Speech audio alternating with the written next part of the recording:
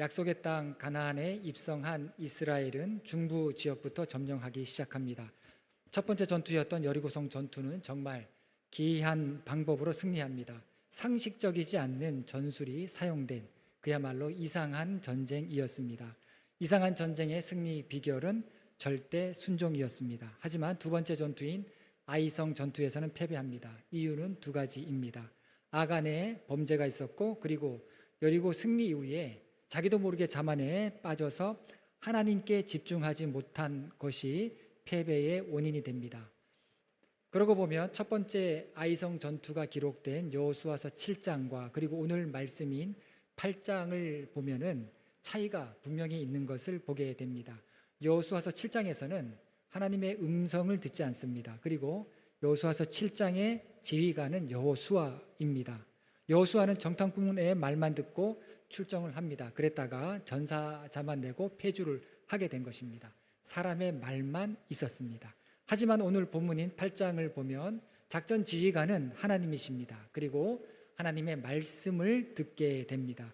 여호수아가 하나님의 말씀을 들었습니다. 그래서 때로 실패가 유익한 것이 실패해야 하나님의 말씀이 들릴 때가 있기 때문인 것입니다.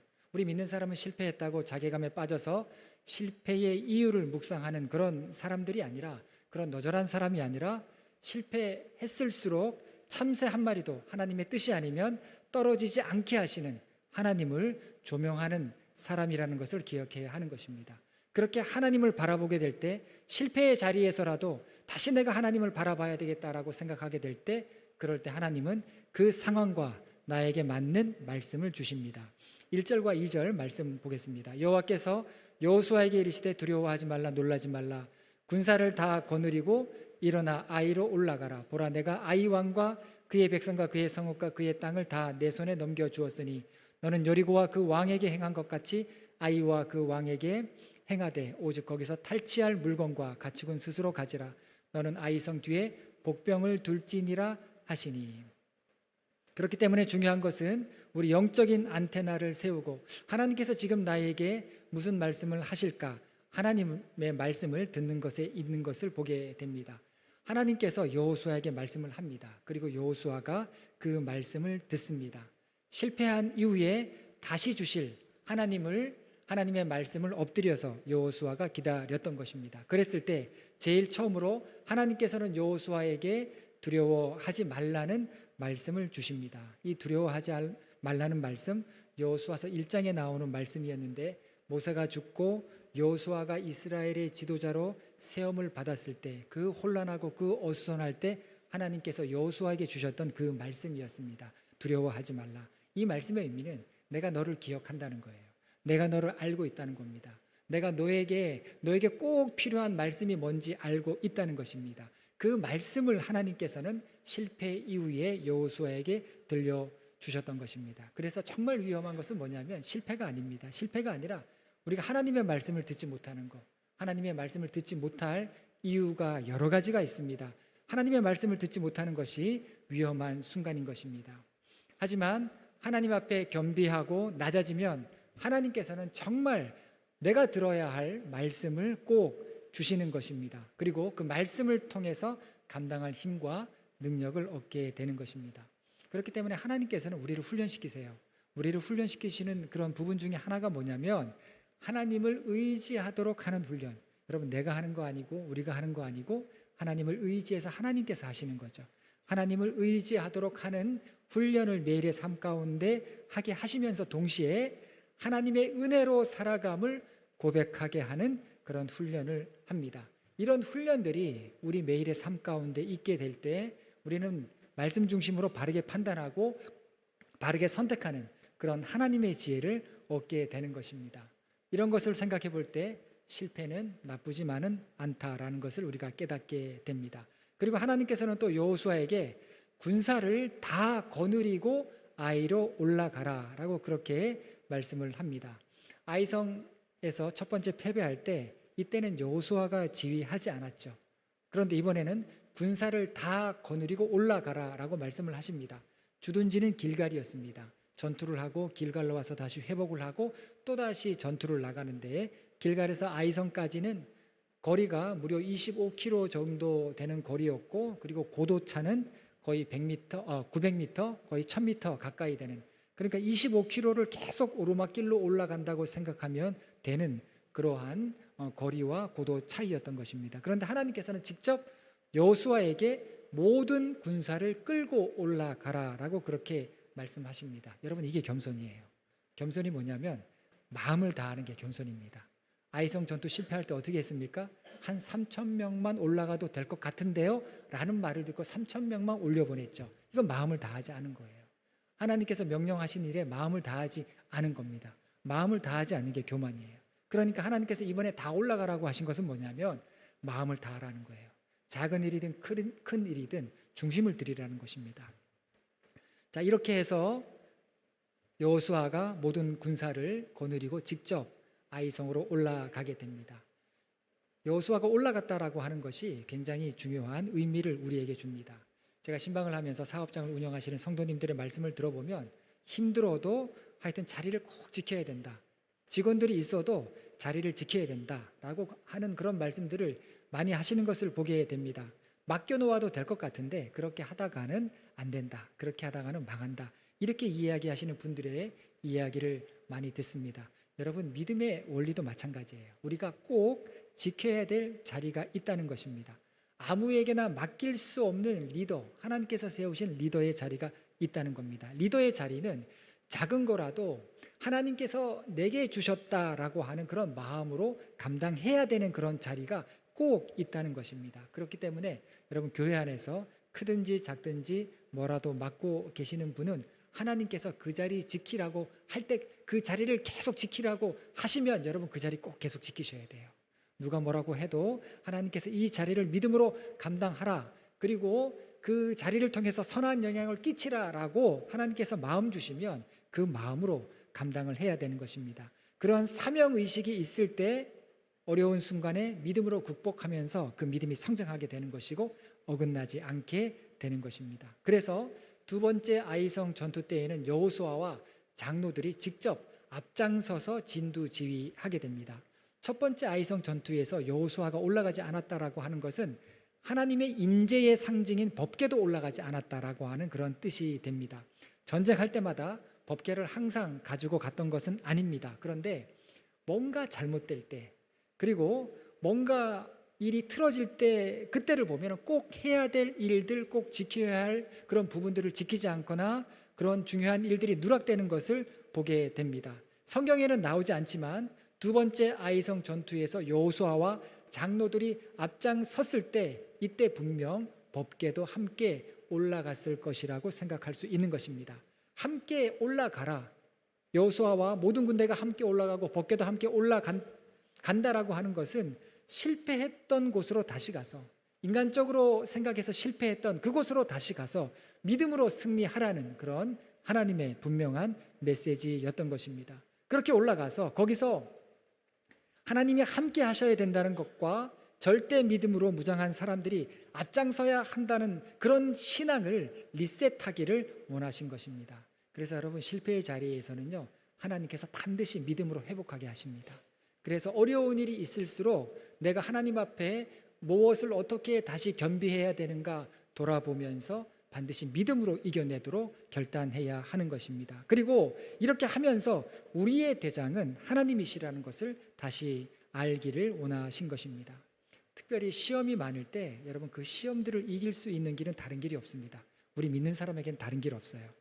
대장 되시는 예수 그리스도의 모범을 따르는 길, 이것이 시험을 이기는 유일한 길이다라는 것을 알아야 됩니다. 어리석은 사람은 어떻게 합니까? 끝까지 자기가 대장인 줄 알아요. 그래서 교만에 빠지고 실패하고, 실패한 이후에도 회복을 하지를 못하는 겁니다. 그러나 지혜로운 사람은 하나님께서 영원한 대장 되심을 알고 있습니다. 그렇기 때문에 순종하는 마음으로 감당하고 결국에는 하나님의 일을 성취하게 되는 것입니다.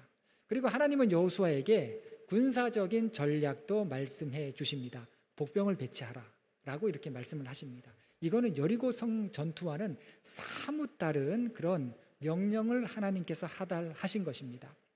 그리고 이 하나님의 명령에 여호수아는 치밀하게 작전을 계획합니다. 3절과 4절 말씀이죠.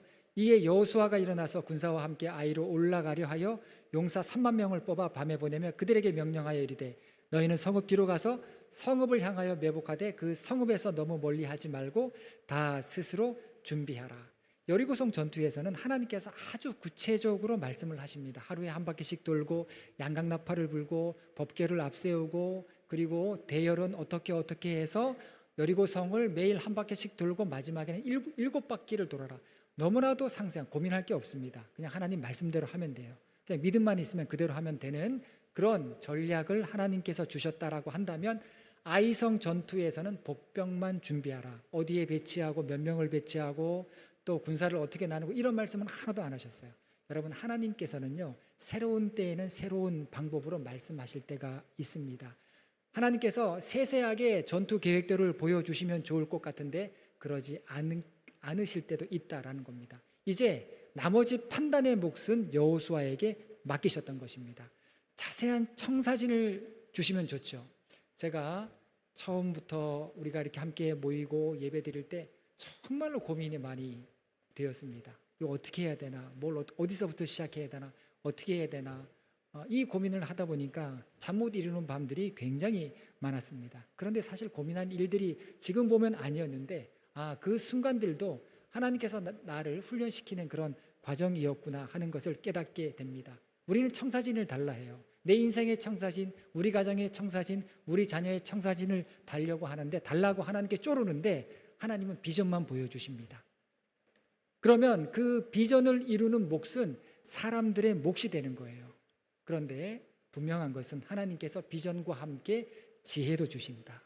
그래서 우리는 염려하지 않습니다. 걱정하지 않습니다. 내일의 삶에 대해서도 불안해하지 않습니다. 하나님의 지혜를 주심을 믿고 또 하나님의 방법이 있음을 믿고 우리는 앞으로 나아가는 것입니다. 그래서 여호수아와 같은 믿음의 사람들이 필요한 것입니다. 일머리를 아는 그런 사람이 아니라 영적인 원리를 아는 사람들이 필요한 거예요. 그런 영적인 원리를 아는 사람들을 통해서 하나님께서는 비전을 주시고 그 비전을 성취해 나가게 하시는 것입니다.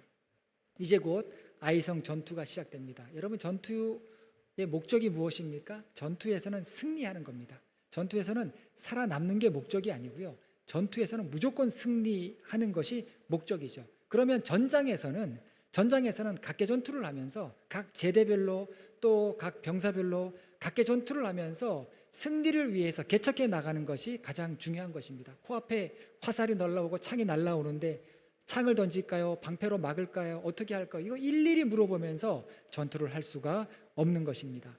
하나님께서 큰 비전만 주시고 그리고 여호수아에게 세부적인 것을 맡기셨다라고 하는 거, 이것은 승리하기 위해서 믿음으로 감당해야 될 각자의 역할이 있다라고 하는 그런 아주 귀한 깨달음을 주시는 그런 사건이었던 것입니다. 여러분, 교회도 마찬가지예요. 교회도 오늘날 미래 학자들이 이야기하고 교회 학자들이 이야기하는 것을 보면 교회가 과연 살아남을 수 있을까? 이런 걱정이 앞섭니다. 코로나 때만 교회가 10,000개가 문을 닫았어요. 그런데 우리는 코로나 때 세워진 교회 아니겠습니까? 교회의 목적은요, 살아남는 데 있지 않습니다. 저와 여러분은 살아남기 위해서 예배드리는 게 아니라 승리예요. 몇 명이 남든지 교회는 승리하는 것입니다.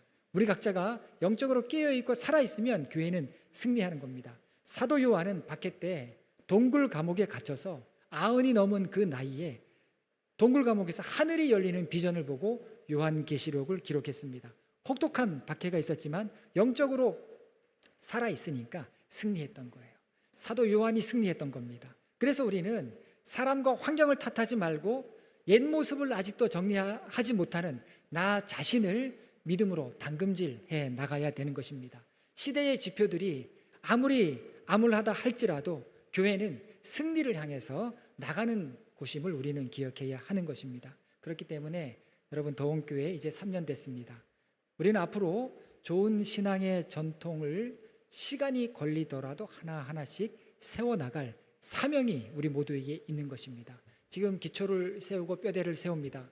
기초와 뼈대를 세우는데 조급함은 금물이에요. 조급하시면 안 돼요. 먼저 중요한 것은 여호수아처럼 하나님의 말씀을 들을 준비가 되어 있는가, 그것이 중요한 것이고, 그리고 하나하나 뭔가 세워나가고 뭔가 전진해 나가는 데 있어서 이것이 과연 우리 모두가 승리하기 위한 선택인가, 교회가 승리하기 위한 선택인가를 우리가 생각하면서 한 걸음 한 걸음 앞으로 나가야 하는 것입니다. 그래서 하나님의 교회를 세운다라고 하는 이런 큰 비전을 하나님께서 우리에게 주셨다면 그 비전 아래 우리가 해야 될 일들은 교회 사역의 일반적인 부분들, 믿음의 원리를 따라가면서 합력하면서 우리가 함께 민주적으로 정해 나가는 데 있다라는 것입니다. 그럴 때 반드시 하나님의 도우심을 교회 사역 가운데 보게 되는 것이고, 때로 위기가 닥치고 어려움이 닥칠 수 있지만 하나님의 뜻을 잃어버리지 않게 되는 것입니다. 하나님께서는 여호수아에게 복병을 배치하라라고 말씀을 하셨고, 여호수아는 이제 그 말씀에 순종해서 세밀하게 지형을 살피고 승리의 방법을 하나하나 찾아 나서는 것을 보게 됩니다. 본문을 보면 여호수아가 밤과 낮을 구분하지 않아요. 밤에 이 아이성이 고도가 높으니까 다 보이는 겁니다. 그 위에서 다 감시병들이 보면 이 군대가 어떻게 움직이는지 다 보이니까 밤에 복병을 배치해요. 대부분 다 군인들이 밤에 이동하지 않습니까? 그래서 밤에 이렇게 배치를 하고, 또 본문을 보면 여호수아가 아침 일찍 일어나요. 동트기 전에 일어나서 또 군사들과 함께하는 것을 보게 됩니다. 그러면서 작전을 세웠는데 그 작전은 매우 구체적이었습니다. 두 가지 전술을 사용합니다. 매복과 유인. 고대 전투에서 전형적인 그런 전쟁 방법이었습니다. 복병은 두 군데를 둡니다. 성 뒤쪽과 그리고 아이성과 베델성 사이. 아이성과 베델성은 거리가 한 3km, 4km 정도 떨어져 있었고 인접해 있었습니다. 혹시나 이 베델성에서 응원군이 올 가능성을 차단했던 것입니다. 여러분, 베델도 지금 이스라엘과 지금 싸워야 되는 그런 성이 됐죠. 성읍이 됐죠. 원래 베델은 어떤 곳이었습니까? 베델은 예배했던 곳이에요. 아브라함이 예배하고 이삭이 예배하고 야곱이 단을 쌓고 예배했던 곳이 베델이었습니다. 베델은 신앙의 구심점이었습니다. 창세기의 구심점이었죠. 하지만 예배 장소로서 베델은 이제 과거의 영예에 불과했다라는 겁니다. 지금은 가나안 족속이 살고 있고 하나님을 모르는 사람들이, 예배를 모르는 사람들이 살고 있었던, 이스라엘 하나님의 백성을 대적하는 사람들이 살고 있는 성이 되었던 겁니다. 그래서 가나안은 회복이 필요했던 거예요. 하나님께서는 이스라엘 백성을 통해서 약속의 땅을 회복시키려 하신 것입니다. 아이성은요, 베델성의 위성이었습니다. 그러니까 아이성이 공격받으면 100% 베델성에서 협공할 가능성이 있었기 때문에 여호수아는 그 길목까지 차단하는 매우 치밀한 배치를 했던 것입니다. 여호수아는 복병을 배치하라라고 하는 이 하나님의 말씀을 깊이 듣고 생각하면서 실행에는 충실했던 것입니다. 이 여호수아의 행하는 것이 우리에게 모범이 되는 것입니다. 그래서 여러분, 교회가 승리하려면, 승리하기 위해서는 하나님의 말씀대로 행하는 한 분 한 분, 한 사람 한 사람의 믿음이 너무나도 소중하고 중요한 것입니다. 여러분, 한 분이 영적인 흐름을 바꿔놓아요. 한 사람이 이 공동체를 세웁니다. 한 사람의 영향력이 너무나도 중요한 것입니다. 여호수아와 같이 말씀을 들을 수 있는 사람, 그런 사람만이 이 치열한 영적인 전투를 승리로 이끌어갈 수가 있는 것입니다. 여러분 잘 아시는 헬렌 켈러의 스승 설리번은 어려서 어머니를 여의게 됩니다. 아주 어렸을 때 어머니가 돌아가세요. 그리고 아버지는 알코올 중독자입니다. 유일한 가족이 하나 있었는데 동생인데 그 동생이 병으로 죽어요. 아버지는 이 설리번을 버립니다. 이 동생이 죽고 설리번은 안질에 걸려요. 옛날에는 의학이 발달되지 않아서 이 병원 치료를 잘 받을 수가 없었죠. 또 워낙 비쌌기 때문에 병원 치료를 받지를 못합니다. 안질에 걸려서 시력을 잃어가기 시작했던 겁니다. 삶이 너무나도 괴로워서 2번이나 자살을 시도했지만 죽는 것도 쉽지 않았습니다. 그때 바하바라라고 하는 신부와의 만남을 갖게 되는데, 그 신부와 만남을 통해서 이 절망에 빠져있던 설리반에게는 인생의 전환점을 맞이하게 됩니다. 바하바라 신부는 삶의 소망을 잃은 채 살아가던 이 소녀에게 한 가지를 가르칩니다. 그게 십자가예요. 십자가를 가르쳐요. 십자가를 가르쳤고, 이 설리반은 십자가의 의미를 깨닫습니다. 내 삶의 소망이고 죽은 자의 소망이 되는 그 십자가를 통해서 상처가 치유돼요. 그러면서 눈은 멀어 가지만 하늘나라를 사모하는 구원의 믿음을 갖게 되었던 것입니다. 믿음으로 회복된 설리번은 맹하 학교에 입학을 하고 6년 동안 각고의 노력 끝에 최의동생으로 졸업을 하게 됩니다. 그리고 나서 정말 놀라운 그런 일들을 경험하게 되는데 한 신문사의 도움으로 개안 수술을 받게 됩니다. 그리고 시력을 되찾았던 겁니다. 그때 시력을 되찾고 난 다음에 볼 수도 없고 들을 수도 없는 헬렌 켈러의 소식을 듣고 스스로 가정교사로 자원하게 됩니다. 그 뒤로 48년 동안 이 헬렌 켈러와 함께 하면서 모든 인류의 소망이 된 헬렌 켈러를 길러내게 됩니다. 헬렌 켈러는 설리번 선생의 학습과 생활 지도뿐만이 아니라 무엇보다도 이 설리번 선생의 신앙에 큰 감동을 받았다라고 그렇게 고백을 합니다. 필라델피아 캠블 대학에서 헬렌 켈러가 박사 학위를 받을 때 설리번 여사도 똑같은 학위를 수여받게 됩니다. 바하바라 신부는 설리번을 일으켜 세운 사람이었고 설리번은 헬렌 켈러를 세운 한 사람이 됩니다. 여러분, 이 세상에 중재자가 많아요. 어떤 일이 있을 때 또 사람과 사이에서 내가 뭔가를 할 수 있다, 내 역할이 있겠다, 이렇게 자처하면서 중재하는 역할들을 하는데 악한 일을 도모하는 중재자가 있습니다. 반면에 선한 일을 도모하고 모두를 살리는 그런 중재자가 있습니다. 살리는 사람, 선한 일을 도모하는 사람은 어떤 사람이겠습니까? 하나님의 말씀에 응답하는 거예요. 사람과 사람 그런 상황이 아니라 내가 할 일에 초점을 맞추는 것이 아니라 하나님의 말씀에 응답해서 움직이는 그 한 사람을 통해서 선한 중재자가 되게 하시고, 그리고 그 믿음의 영향력은 성령께서 배가 되게 하시는 것입니다. 결국 아이의 군사는 하나님의 말씀에 반응하고 순종했던 여호와의 작전에 말려들게 됩니다. 18절과 19절 말씀이죠. 여호와께서 여호수아에게 이르시되 내 손을 잡은 단창을 들어 아이를 가리키라. 내가 이 성읍을 내 손에 넘겨주리라. 여호수아가 그의 손에 잡은 단창을 들어 그 성읍을 가리키니 그의 손을 드는 순간에 복병이 그들의 자리에서 급히 일어나 성읍으로 달려 들어가서 점령하고 곧 성읍에 불을 놓았더라. 여러분, 하나님의 사람은, 믿음이 깨어있는 사람은요, 어떤 순간을 직감적으로 알아챕니다. 그의 직감과 육감이 좋은 것이 아니라 성령께서 깨닫게 하는 그런 순간들을 알아요. 보세요. 지금 내 손에 잡은 단창을 들라라고 했을 때 하나님께서 모든 전투의 준비는 여호수아에게 다 맡기고 아주 정확한 타이밍을 하나님께서 지금 보여주시는 것을 보게 됩니다. 이렇게 하나님께서 타이밍을 알려주셨을 때 여호수아는 단창을 들었고, 그랬을 때 전세가 완전히 역정되는 그런 전투 상황이 벌어지는 것을 보게 됩니다. 이 8장의 전투 내용을 요약하면 여호수아가 이끄는 본대가 아이성을 막 공격합니다. 공격하는 척하다가 후퇴해요. 이게 사실 전형적인 그런 전술들이었는데, 이때 막 후퇴하니까 아이의 군사들은 어떻게 합니까?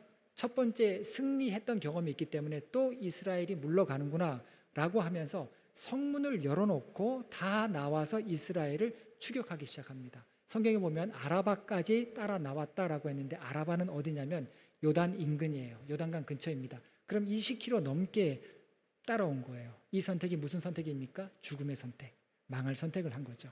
여러분, 이런 전술들은요, 누가 많이 사용했냐면 징기스칸 군대가 유럽을 점령할 때 이런 전술 많이 사용했습니다.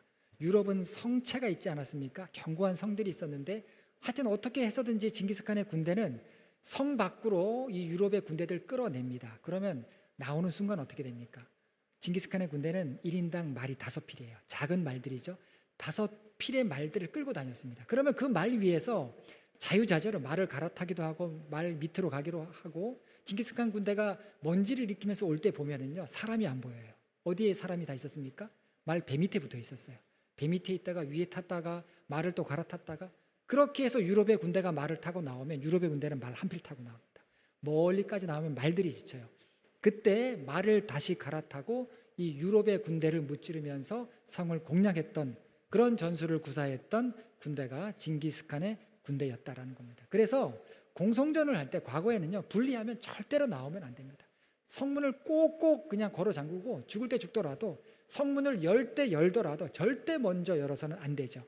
그런데 아이성이 그 성문을 열습니다. 열고 나왔던 겁니다. 아이성은 많아야 12,000명 정도 거주하는 그런 성이었죠. 근처에 베델이 있다고 하더라도 이스라엘의 군사는 그보다 훨씬 많은 군대였습니다. 그러면 아이의 군사는 절대로 나오면 안 되는 거죠. 그런데 자신감에 붙어서 그만 성문을 활짝 열고 나오게 된 것입니다. 여러분, 전쟁은 자신감과 사기만으로는 이길 수 없습니다. 그러다가는 골리앗처럼 일격을 당해요. 일격에 쓰러지게 되는 것입니다. 돌다리도 두드릴 만큼 신중해야 하는 것이, 매 전투마다 신중해야 되는 것이 이 전쟁인데 아이 군대가 그러지 못했다는 겁니다. 여러분, 하나님께서 여호수아의 작전 계획을 완전하게 했던 것이 아니라 하나님께서 이 아이의 군사들의 판단력까지 흐리게 하신 것이죠. 그러면서 하나님께서 이스라엘을 승리하게 하시는 것을 보게 됩니다. 그리고 하나님은 18절을 보면 여호수아에게 단창을 높이 들어서 아이를 가리키라라고 했는데, 이 여호수아는 이 단창을, 아이성을 다 점령할 때까지 이 단창을 내리지 않습니다. 계속 이 단창을 들고 있습니다. 26절이죠. 아이 주민들을 진멸하여 바치기까지 여호수아가 단창을 잡아든 손을 거두지 아니하고. 여러분, 그래서 신앙 경험이 중요합니다. 이 신앙 경험이 뭡니까? 여호수아는 자기가 출애굽해서 나왔을 때, 아말렉과 싸울 때 저기 산 위에서 모세가 지팡이를 들고 있었던 그 신앙 기억이 있었어요. 자기가 열심히 싸우는 것 같지만 자기가 싸웠던 것이 아니라 모세가 지팡이를 들고 있을 때 하나님께서 싸우게 하신다는 그런 경험이 있었던 거죠. 여호수아가 그 기억을 했던 겁니다. 이 단창을 내리지 않아요. 단창을, 아이성의 모든 사람들을 진멸하고 하나님 앞에 바칠 때까지 이 단창을 들고 있었다라고 하는 거. 이 여호수아의 단창은 창이 아니라 반월도 같은, 이 우리가 방송에서 볼 수 있는 유목민들이 갖고 있는 반월도 같은 그런 칼이었을 확률이 많습니다. 자, 그래서 이 칼을 들었을 때 이 칼을 계속 들고 있었다라고 하는 거, 이것은 전술적인 의미가 아니라 하나님께서 우리와 함께 하신다, 이제 하나님께서 우리와 함께 하신다라고 하는 그런 신앙적인 의미가 굉장히 컸던 것입니다. 그래서 이 단창을 잡은 팔이 이 여호수아가 계속 들고 있었을 때 이 전쟁은 하나님께서 함께 하신다라고 하는 믿음의 확신을 이스라엘에게 주었던 겁니다. 여러분, 신앙이 분명하면 그 분명한 신앙의 사람은 반드시 다른 사람에게 믿음의 확신을 줍니다. 여러분, 우리가 다 그렇게 믿음의 확신을 주는 사람이 되어야 하는 겁니다. 그리고 이 확신은 여호수아가 작전을 짜고 이스라엘이 싸운 것처럼 보이지만 그 모든 과정과 결과에 하나님께서 함께 하셨다라고 하는 그런 확신이었던 겁니다. 여러분, 그래서 우리 공로가 아니라 하나님께서 하신 일이 되는 겁니다. 우리가 한 것처럼 보여도, 여러분들이 수고하고 봉사하고 헌신한 것처럼 보이지만 하나님께서 하신 거예요. 그래서 하나님께 영광을 우리는 돌려야 하는 것입니다. 이 가나안 중부 정복 전쟁인 여리고와 아이성 전투를 통해서 하나님께서 깨닫게 하시려고 하고 하나님께서 배우기를 원하시는 영적인 원리가 무엇이겠습니까? 깊이 들여다보면 승리의 원리는 동일해요. 수많은 이스라엘 사람들이 하나님의 약속만 믿고 무방비 상태에서 여리고성을 도는 건 생각보다 쉽지 않았을 것입니다.